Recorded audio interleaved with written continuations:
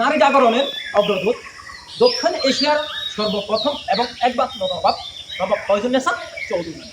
1834 সালে কুমিল্লা জেলার লাকসাম উপজেলার পশ্চিমগাঁও তৎকালীন হোমনাবাদ পরগনায় জন্মগ্রহণ করেন।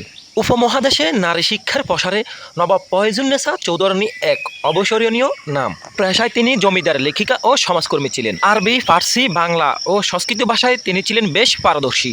ফয়জুন্নেসা ছিলেন বাবার প্রথম কন্যা সন্তান। মোগল রাজত্বের উত্তরসূরি এই মহিষী নারীর ছিল 2 ভাই 2 বোন। 1860 সালে নবাব ফয়জুন্নেসা চৌধুরানী আরেক জমিদার সৈয়দ মোহাম্মদ গাজীর সাথে বিবাহ বন্ধনে আবদ্ধ হন। তবে নবাব ফয়জুন্নেসা ছিলেন সৈয়দ মোহাম্মদ গাজীর দ্বিতীয় স্ত্রী। 1971 সালে অর্থাৎ 17 বছর পর নবাব ফয়জুন্নেসা জানতে পারেন তার আরও একটি সতীন রয়েছে। 1873 সালে বাবা মারা যাওয়ার পর নবাব ফয়জুন্নেসা চৌধুরানী জমিদারি লাভ করেন।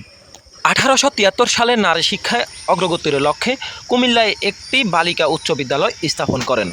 নবাব ফয়জুন্নেসা প্রথম দিকে একটি মাদ্রাসা তৈরি করেন। পরবর্তীতে 1943 খ্রিস্টাব্দে এটিকে উচ্চ মাধ্যমিক ইসলামিক কলেজে রূপান্তরিত করেন। 1965 খ্রিস্টাব্দে কলেজটি একটি ডিগ্রি কলেজ নামে রূপান্তরিত হয়ে নবাব ফয়জুন্নেসা সরকারি ডিগ্রি কলেজ নামে খ্যাত হয়।